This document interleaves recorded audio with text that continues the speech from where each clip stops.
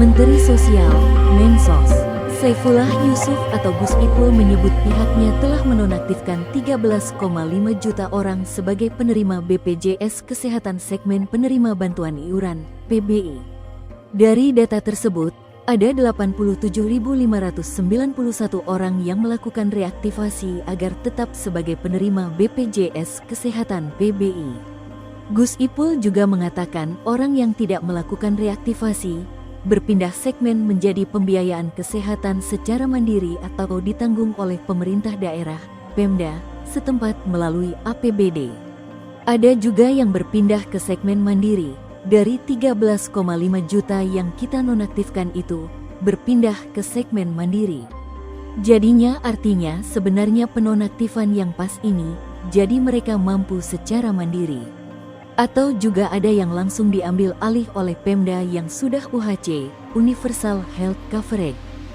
Jadi otomatis warganya sudah dibiayai oleh APBD mereka, kata Gus Ipul dalam rapat konsultasi bersama pimpinan DPR di Kompleks Parlemen, Senayan, Jakarta, Senin, tanggal 9 Februari tahun 2026. Berdasarkan slide paparan yang diperlihatkan Gus Ipul, berikut rincian data terkait penghapusan penerima PBI-JK dan yang melakukan reaktivasi dari Juni-Desember tahun 2025. Penghapusan BPI-JK Juni tahun 2025, 7.571.218. Juli tahun 2025, 1.360.585. Agustus tahun 2025, 213.498.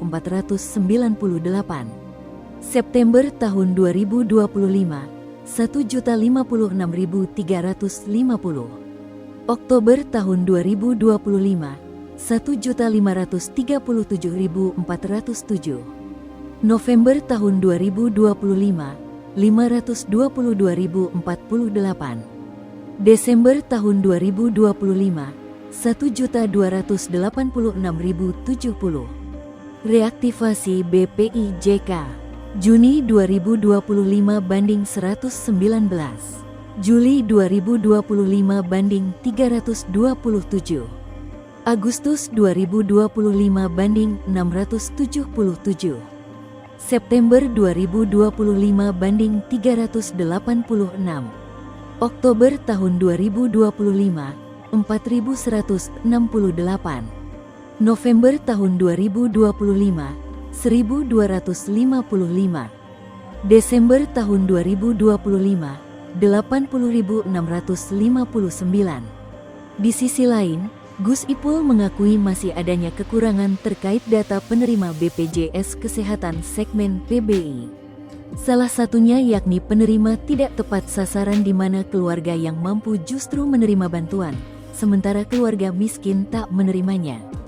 Dalam pemaparannya, total masih ada 54 juta orang yang masuk dalam kategori miskin hingga pas-pasan yakni dari kalangan desil 1-5 belum menerima kepesertaan BPJS Kesehatan PBI. Namun, justru 15 juta orang dari kalangan menengah atas dan kaya atau desil 6-10 yang menerima bantuan tersebut. Berdasarkan DTKS, masih ada penduduk desil 1 dan 5 yang belum menerima PBI-JK, jaminan kesehatan, sementara sebagian desil 6-10 masih tercatat sebagai penerima. Desil 1-5 yang belum menerima PBI cukup besar, yaitu sebesar 54 juta jiwa lebih, sementara desil 6-10 dan non-desil mencapai 15 juta lebih, ujar Gus Ipul. Gus Ipul mengakui masih ada orang mampu yang justru terlindungi melalui bantuan tersebut. Sementara, orang yang tidak mampu justru masih menunggu proses penonaktifan. Ia pun menyimpulkan bahwa data desil dari Kemensos masih belum sempurna. Dia mengakui pihaknya baru bisa melakukan pendataan terhadap 12 juta keluarga yang masuk kategori tidak mampu dari total 35 juta keluarga. Maka itulah kita kemudian kerjasama dengan daerah untuk melakukan verifikasi dan validasi cepat. Tetapi saya rasa itu masih belum cukup, dan seharusnya harus ada lagi suatu upaya yang lebih nyata sehingga data kita makin tahun makin akurat, sambung Gus Ipul. Setelah itu, dilakukanlah proses pengalihan bertahap dari bulan Mei tahun 2025 Januari tahun 2026 sehingga menurunkan jumlah orang yang seharusnya tidak memperoleh PBI secara signifikan.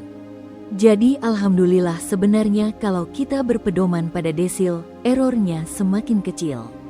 Masih ada yang di atas desil 5 dan desil belum di-ranking karena hasil reaktivasi termasuk 6.000 penderita penyakit katastropik dan bayi baru lahir yang seharusnya di-cover oleh PBIJK, jelas Gus Ipul.